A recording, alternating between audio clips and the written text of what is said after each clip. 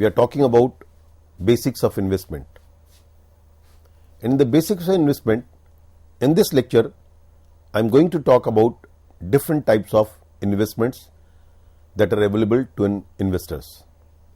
The list which you are referring here, this list is not exhaustive, but broadly, these are the different investment avenues which are available to a common man, especially in context of India.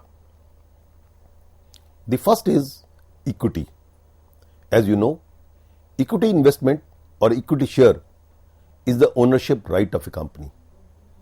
The total ownership capital of the company is divided in small parts, and each part is called a share or a stock or equity, right? So, if I say the capital of the company is 10 crore rupees and this capital is divided in 1 crore parts. So, each part is of 1 rupee, which we call it par value of the share, which we call it the basic value of the share, and the 10 crore equity is divided in 1 crore parts and each part is of 1 rupee denomination, right? So, this is the part, and if you have 100 shares of a company, your ownership is to the extent of 100 by 1 crore, right? Because if the equity is 10 crore and the share value, the par value of the share is 1 rupee, it means 10 crore parts. So, if you are having 100 crore, your ownership is to the extent of 100 by 10 crore. Okay. So, this is called ownership, fraction of the ownership which you own, and each fraction is called the stock. In this stock, people invest in the stock market or people invest in the equity for two reasons. One is for dividend and other is for capital appreciation. As you may be aware that the shares are listed in the stock exchanges, not all, but many of the shares, many of the company shares are listed in the stock exchange, and people do trade, people do buy and sell shares in the stock exchanges, right? So, if the company is doing well, if company is growing, the price of the share goes up, thereby the investors make capital gain, investors make the capital appreciation. So, this is but this is more risky because the stock price doesn't always increase, it may also fall. So, there is an element of risk involved while investing in the equity, but so is the return, because as you know, risk and return go hand in hand. The other form is called debentures and bonds, right? So, debentures and bonds, what is this debenture and bonds? These are the fixed income securities. Unlike in the equity where the income is not fixed, income is variable. If the company will make profit, it will give dividend. If a company may give dividend from its past reserves, but it is not obligatory on the part of the company. It is no fixed contract, no fixed liability on the part of the company to pay dividend. But unlike in the equity, on the bonds, the interest which the company promises to give to the bond holders, it is an obligation on the part of the company to pay that interest. So, these are called fixed income securities. If a company issues 10% debentures, or say 10% is too high rate these days, you may say 8% debentures. It means company promises to pay 8% interest on the bond. If the company is issuing a 100 rupee bond and it promises to give 8% interest, it means each year company is under obligation to pay 8 rupees interest on one particular bond of 100 rupee denomination. So, that is why we call it, these are fixed income securities which provide consistent returns in the form of interest periodically and repayment of capital at maturity. So, what you get? You get interest income, like the way you deposit the money in the fixed deposit in a bank, right? What bank promises? Bank promises to give you a fixed rate of interest. Similarly, when the company issues bond, what is this bond? I mean, bond is like a debt. You have given credit to the company to the extent of that money which you have invested in the bond. Like company want to raise 1000 crores. So what the company does is either it takes loan from banks, financial institutions or other sources, or it can issue debentures or it can issue bonds. So 1000 crores, it means if the 10 crore bonds are being issued, right, of 100 rupee each bond. So on this 1000 crore rupees of debt which the company wants to raise, company issues 10 crore debt, 10 crore bonds, each bond or each debenture is of 100 rupee. So that comes to be 1000 crore, right? So that way on this 1000, if a person has subscribed for say 100 bonds, 100 bond means you have given 10,000 rupees. On this 10,000 rupees each year you will be getting 8% interest, right? So the rate interest is fixed, and after the maturity period, suppose the company issued debenture for 8 years, 7 years, 8 years, not 10 years depending on the time maturity period. Suppose the company issues debenture for 10 years. So after 10 years, your capital, your principal amount will be returned to you, right? So whatever the investment that have been made by you, that will be returned to you after a fixed maturity period, and during this period you will be getting the fixed rate of interest. So the income is fixed like the way the income you get in case of bank fixed deposit. As in the case of bank fixed deposit, after a period of time you get your FD mature and you get your money back. But then you say, why people invest in the bonds as compared to the bank fixed deposit? Normally the rate of interest on bonds and debentures is higher as compared to the bank FD. That's why people do invest in the bonds, right? So they have low amount of risk as chances of default are minimum. See, when I'm saying chances of default are minimum, what I mean is, if you invest in the bond of a good company, there are rating agencies which rate the company's bond, right? So if you're investing, say for example, you're investing in AAA bonds, right? The bonds which are having good, reasonably high level of security, right? So if you're investing in good bonds, if you're investing in good debentures, the chances of default is minimal. I'll not say I'm ruling it out, I'm eliminating the chances of default, but normally big companies, I'm not naming the companies, big companies, reputed companies with good balance sheet, with good cash flows, they don't default, they pay their debenture holders in time, right? So these are mostly secure and suitable for low risk investors. See, when I was talking about equity, I said it is a high risk business, it is a high risk game. High risk game means because the price of the equity, varies. There is a higher degree of volatility in the price of shares.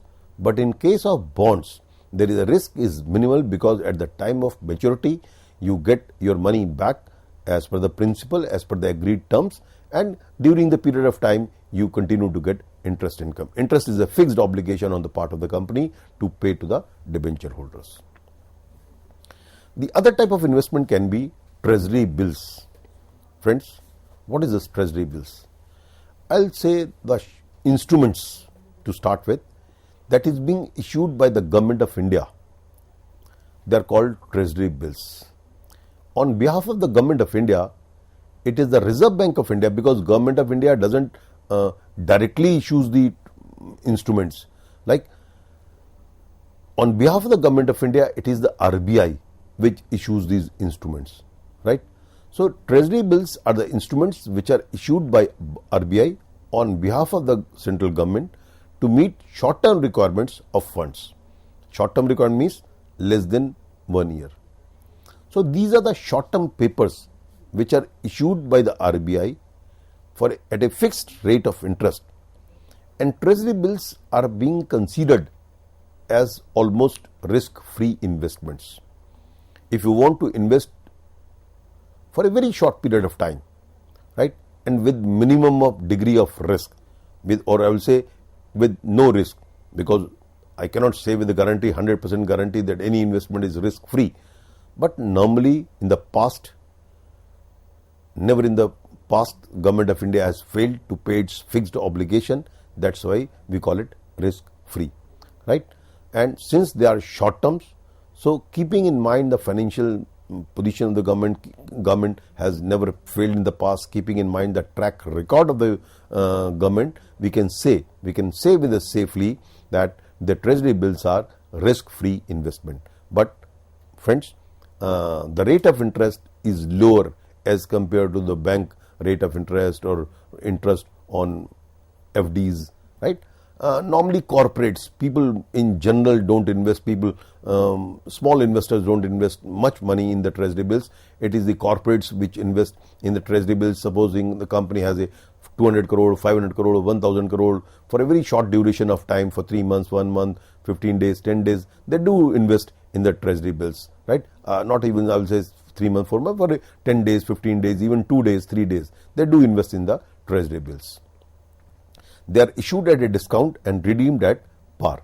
They are highly liquid and risk-free. As I said, it is because these are the government papers, so they are called risk-free and liquid in the sense they are always traded, right? So any time in the debt market you can sell it. That's why we call it, they are very highly liquid.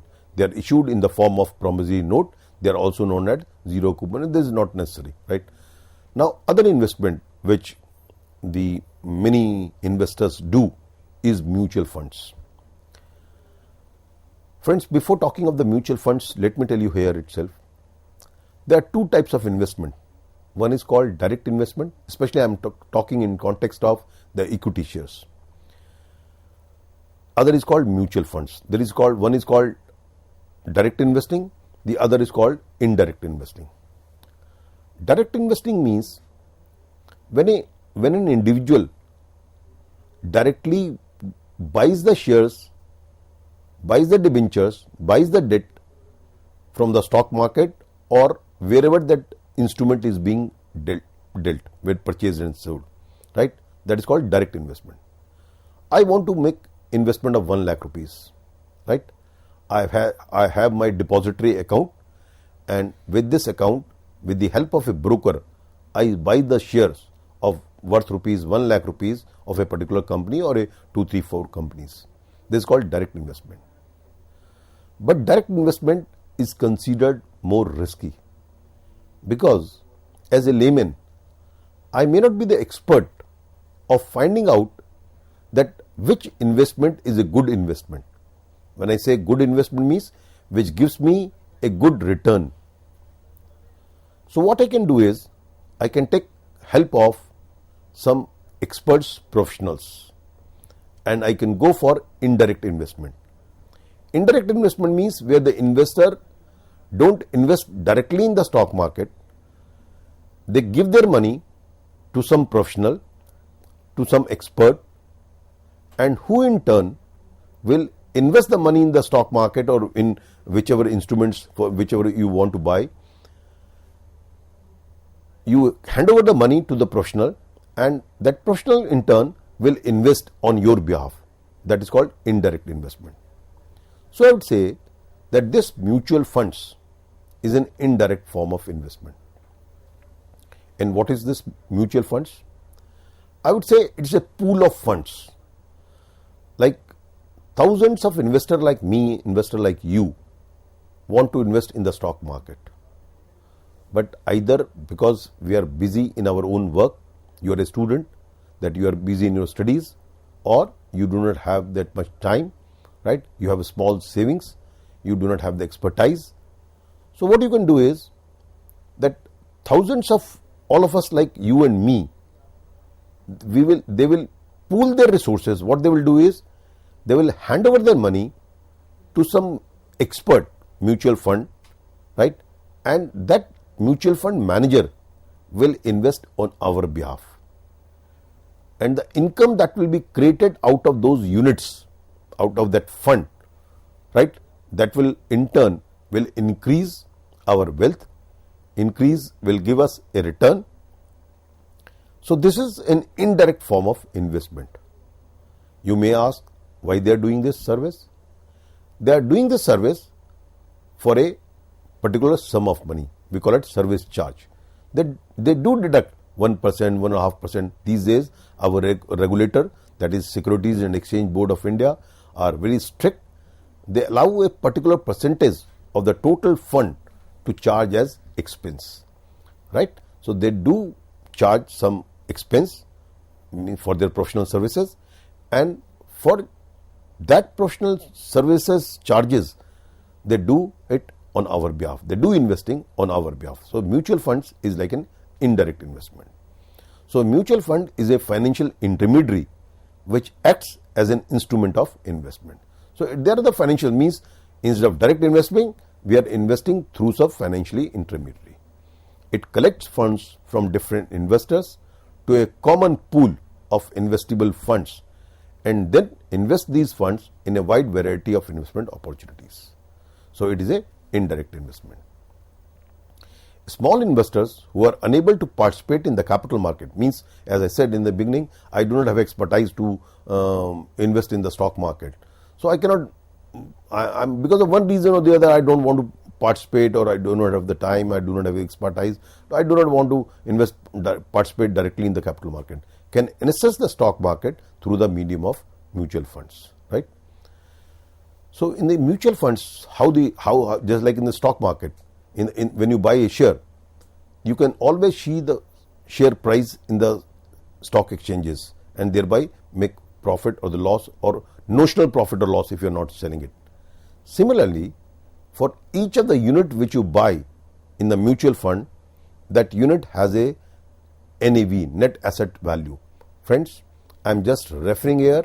Rest assured, I will be discussing this very in detailed form while we are talking about the chapter on the mutual fund. At this point, I am just referring that NAV represents a funds per share. I will not use the word share, I will say better word will be per unit. So funds per unit market value. It is the price at which investor buys bid price funds unit from a fund company and sell them redemption price to a fund company, right? So simply, all the units which the investors invest, all the money that the investor invests, each unit, like the share, one part of the capital of the company is called share. Here we call it unit.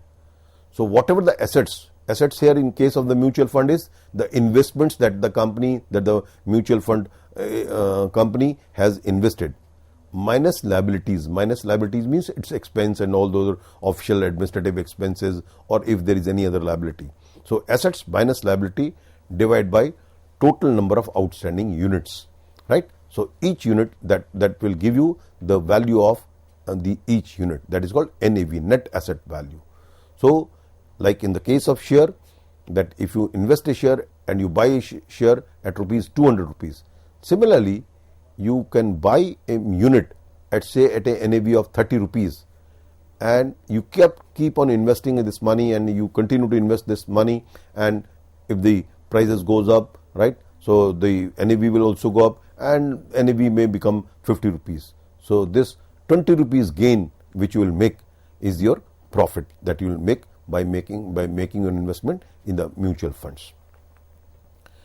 The other form, after talking of equity, bonds, mutual funds, the other form of investment is derivatives. Friends, this is very important to understand. In the stock market, if you see the dealings that takes place in the stock market, I am talking of two big stock exchanges in this country, that is called National Stock Exchange and Bombay Stock Exchange. One is called the cash market, the other is called derivative market. In the cash market means when the people buys and sells shares on a cash basis. When I am saying cash basis means bank transactions, actual delivery takes place. And the other is called derivative market, where actual delivery doesn't take place, only promise to buy and promise to sell, or in various other forms the transactions takes place. And the derivative market in the stock exchanges are greater than the cash market. Means out of the total transactions that takes place in the stock exchanges in India, or for that matter throughout the world, the number of transactions and the quantum of transactions, the money involved in the transactions, right, is far greater as compared to the cash market. Cash market means where actual delivery of shares, buying and selling takes place. But in the derivative, it's like a promise, right? So derivatives are the financial instruments whose value depend on the value of some underlying asset, right? So these say for example, if I do not name a company, say X company, Y company, Z company, right? Against these X, Y and Z company, there are futures, options. These are derivatives, right? Promise to buy, promise to sell. Option in the call option, put option. Call option means, right to buy. Put option means right to sell. So the value of these derivative instruments depends on the value of the underlying assets. If I name a company, say for example Reliance Industries, right? So Reliance Industries, the value of the derivative, the Reliance shares will depends on the price of the Reliance Industries share that is being dealt in the market, the price at which it is being dealt in the market. On the basis of that price, the base will be the actual price at which the transaction is taking place of Reliance Industries share in the stock market. On the basis of that price, underlying asset, the underlying asset is share, and share of a company, I have named a company, right? So the derivative price of this company will be decided on the basis of the underlying assets of this company, share of this company. So a derivative does not have any physical existence, but emerged out of a contract between two parties, right? So derivative is like a contract between the two parties. Like say for example, if I talk of the futures, future is a type of a derivative, right? So I promise to buy this much number of shares of this much company at certain point of time. The other person promises to sell this much number of shares at this price at that point of time, right? So this is a contract between the two parties, and there is no physical existence of the asset, only it is the contract between the two parties. So it does not have any value of its own, but its value in turn depends on the value of the other physical assets, which are called the underlying assets, right? So underlying asset may be gold, it may be shares, it may be any underlying assets. So the underlying assets may be shares, debentures, tangible commodities, currencies. There is a lot of derivative that takes place in currency market also, especially those who deals in the foreign exchange, exporters, importers. They do lot of transactions in the derivative market of the foreign currency, or short-term or long-term financial securities, etc. So stock market futures, stock index options called derivative, right? So the other form of investment is ETFs. These days, friends, those who are risk-averse investors and those who do not want to make direct investment, they can resort to the ETFs, right? Exchanges traded funds. ETFs are the collection of a group of stocks that are traded on an exchange like individual stocks. See, it is of one stock, like say for example, if I take the example of Nifty, Nifty is a index of the National Stock Exchange, the largest stock exchange of this country, right?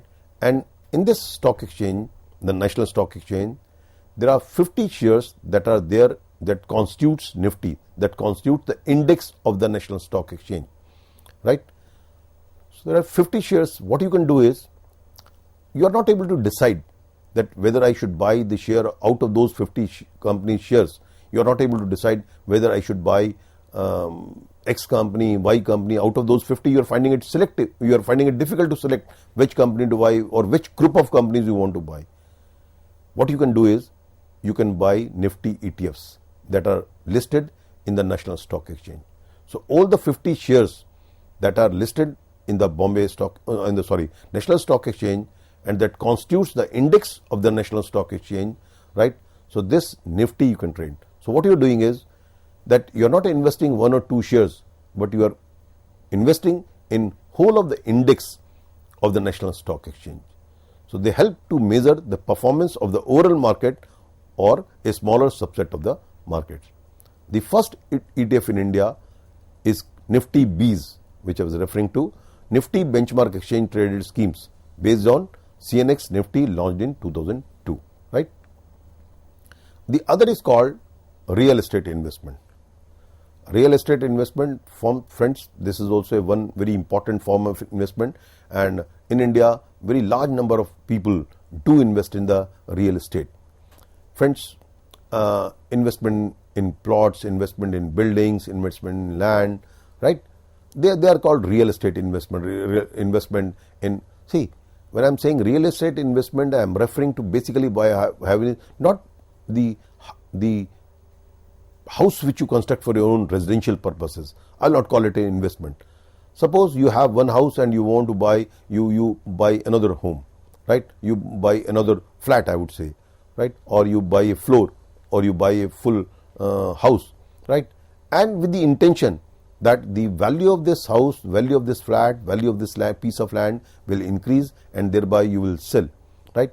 So basically that we mean by when talking of real estate investments, right? So real estate investment may be residential property, it may be in commercial property, right? But one of the limitations of the real estate investment, it is not liquid. You find it sometimes difficult to sell because the cost involved in selling the real estate is comparatively more as compared to selling of shares and all these things. The income which you get by real estate investment is in form of rental income, in form of capital appreciation, right? So these are the form of the other is called government schemes, like national savings certificates, public provident fund, national pension schemes, post office schemes, right?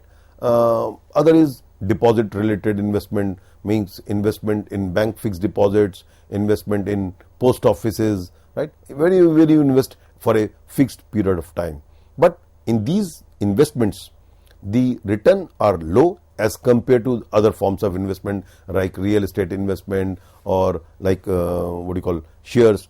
But so is the risk. In these type of investments, the risk element is low as compared to the other, right? So friends, so far in this lecture we have discussed about the different forms of investments which normally a common investor can make. Thank you very much.